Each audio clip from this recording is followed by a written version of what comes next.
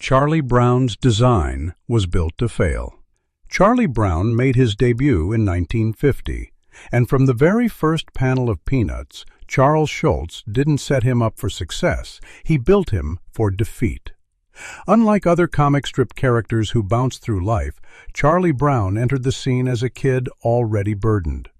His head was too big for his body. His shirt had a jagged, almost broken stripe.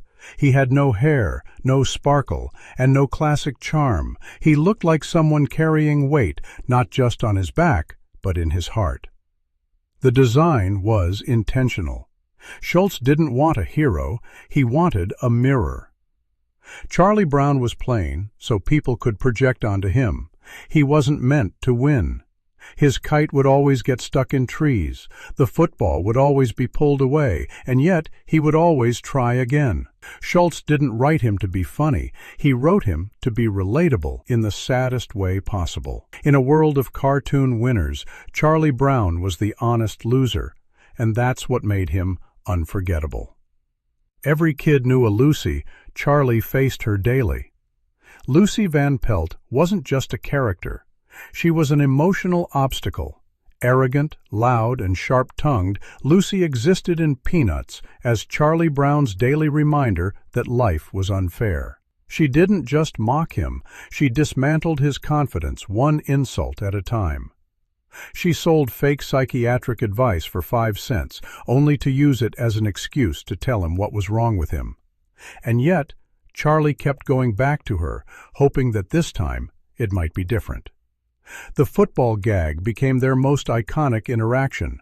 Lucy offers Charlie a chance to kick the football. He runs up. She pulls it away. He crashes. Every year. Every time. It was more than a joke. It was a cycle of hope and betrayal. Lucy represented the world's broken promises, and Charlie Brown represented the person who still believed anyway. In those panels, Schulz captured the cruelty of misplaced trust and the bravery it takes to try again, even when you know you'll probably fall. Snoopy wasn't his best friend. He was his escape. To most readers, Snoopy was comic relief, a dancing, daydreaming beagle who imagined himself as a World War I flying ace, a famous author, or Joe Cool. But for Charlie Brown, Snoopy was more complex than that. He wasn't a loyal sidekick or a source of comfort. Snoopy rarely listened, often ignored commands, and was more focused on his fantasy life than on Charlie's reality. In truth, Snoopy wasn't there to support Charlie Brown. He was there to show what Charlie couldn't be, free. Snoopy's adventures were bold, limitless, and disconnected from the hardships of the real world. Charlie Brown, by contrast, was grounded in failure and anxiety. Snoopy slept on top of his doghouse, not inside it, symbolic of his elevated emotional state. When Charlie Brown talked about being lonely, Snoopy walked away or thought about food. It wasn't cruelty, it was contrast. Schulz used Snoopy to represent escapism. In a world that constantly knocked Charlie Brown down, Snoopy lived in a world where he always won, because it only existed in his head. That fantasy was everything Charlie Brown didn't have, and probably never would. The little red-haired girl was never meant to love him back. She never had a name. She never had dialogue. Most of the time she wasn't even drawn.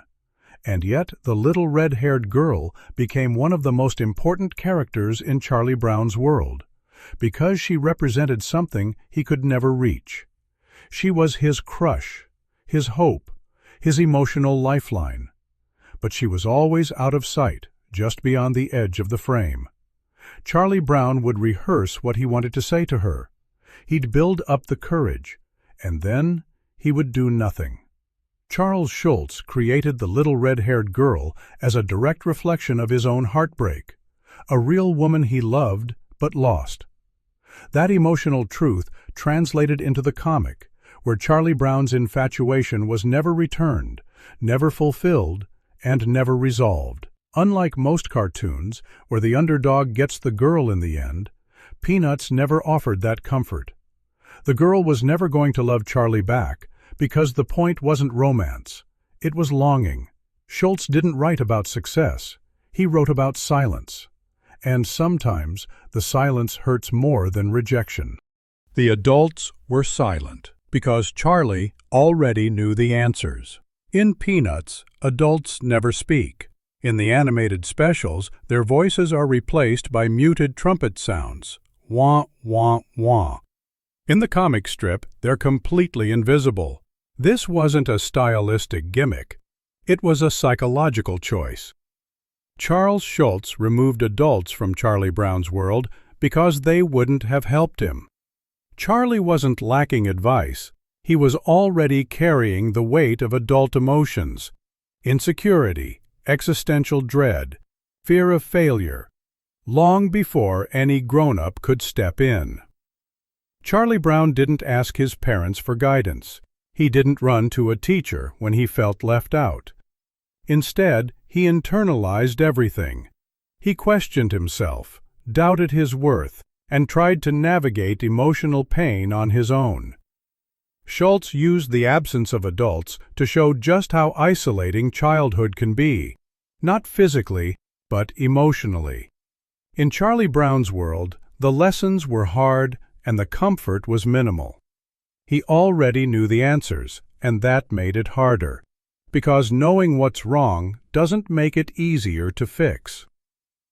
Failure wasn't a punchline, it was a personality. Charlie Brown didn't just fail. He embodied failure. Every part of his identity was tied to losing, not in a dramatic or catastrophic way, but in the small, relentless ways that wear you down over time. His baseball team never won. His kite never flew. His Valentine's box stayed empty. His friends rarely offered support. And when they did, it usually came with sarcasm or backhanded sympathy. Over the years, these weren't just jokes. They became traits, coded into who he was. Most comic strips used failure as setup for a joke. Schulz didn't. He used failure to build character.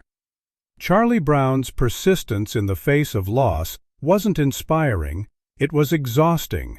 And that was the point. Schulz wanted readers to feel the weight, the repetition, the hopelessness, the reality of being someone who tries over and over and still never gets it right. There was no triumph waiting at the end of the arc, no winning moment. Charlie Brown's genius wasn't in overcoming failure, it was in surviving it. Charles Schulz didn't write a cartoon, he wrote a confession. Charles Schulz didn't create Charlie Brown to entertain children. He created him to process pain. Behind every panel of Peanuts was Schulz's own history. A shy, insecure boy from Minnesota who felt overlooked, misunderstood, and emotionally distant. Charlie Brown wasn't a character. He was an extension. Schulz once admitted that everything in Peanuts came from his own life. The disappointment, the social anxiety, the loneliness. It wasn't fiction, it was autobiography. The comic strip ran for 50 years, and Schulz drew every single panel himself. He never used assistance, never handed it off, because letting go would have meant detaching from the emotional ritual. Through Charlie Brown, Schulz told the world what it felt like to try and never succeed, to care and never be seen, to hope and never be chosen.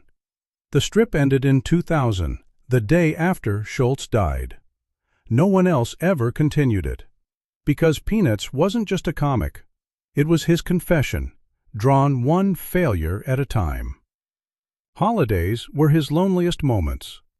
Charlie Brown's most memorable appearances didn't happen during ordinary days.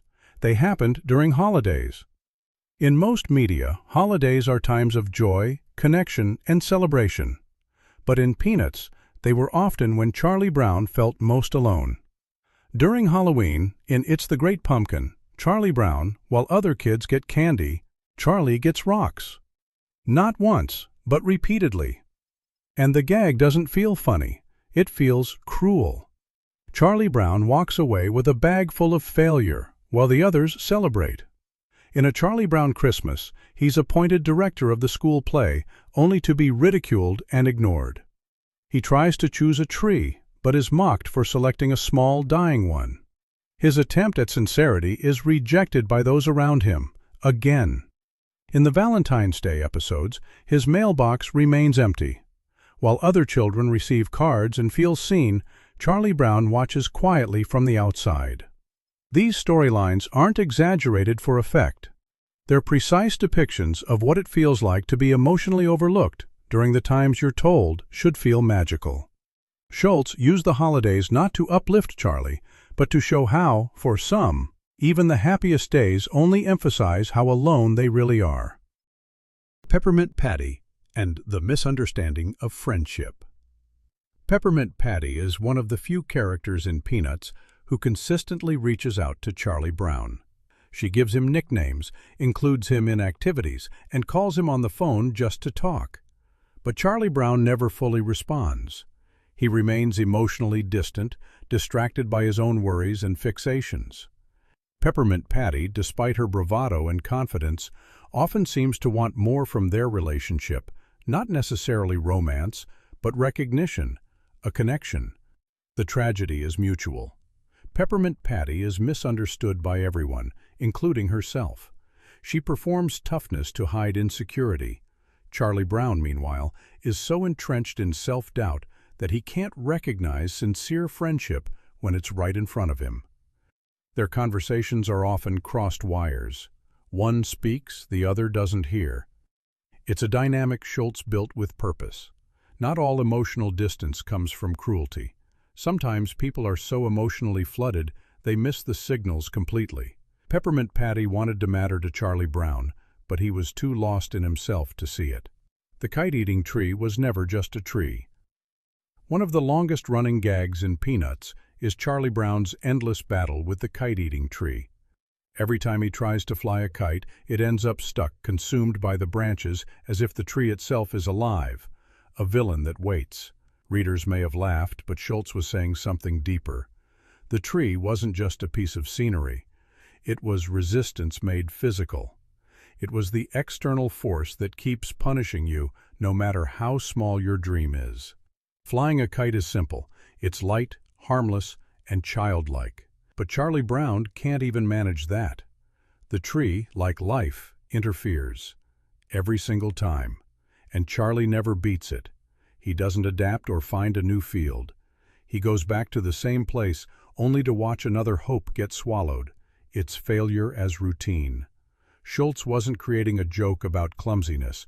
He was illustrating the emotional exhaustion that comes when even your smallest joys are interrupted by forces you can't control. Why Charlie Brown's voice was always soft. In the animated Peanuts specials, Charlie Brown's voice is distinct, low, hesitant, slow. Unlike most cartoon protagonists, he doesn't speak with energy or enthusiasm. His tone sounds weary, not sad, not angry, just tired. That vocal performance wasn't an accident. It was chosen to reflect something deeper than just shyness. Charlie Brown doesn't raise his voice because he's used to not being heard. His friends interrupt him. They ignore his opinions. When he expresses emotion, it's often met with dismissal or mockery. Over time, his voice reflects that, worn down by repetition. Schulz didn't just draw emotional struggle, he gave it sound. Charlie Brown's voice is what learned helplessness sounds like, not because he gave up, but because he's accepted that things probably won't change. The volume of his voice tells you everything about his place in the world. Quiet, cautious, resigned. His legacy isn't triumph, it's endurance. Charlie Brown never won, not once. He never got the girl, never won the baseball game, never made the school paper, never kicked the football. And Schulz never gave him a moment of grand success, because that wasn't the point. Charlie Brown's greatness wasn't in triumph, it was in endurance. He kept showing up. to the game, to the pitcher's mound, to school, to life. Every insult, every failure, every moment of embarrassment was followed by a single choice: he didn't quit. Most characters are defined by what they achieve. Charlie Brown is defined by what he survives. Schulz created someone who failed every day and never stopped trying. That kind of emotional durability, especially in a child, is rarely celebrated, but for Schulz, it was heroic. Charlie Brown's legacy isn't in overcoming the odds, it's in learning to live with them, without bitterness, without surrender. Just a quiet persistence, panel after panel, year after year. And that's what made him unforgettable. Subscribe for more deep dive episodes, only here on Snoopy Explained.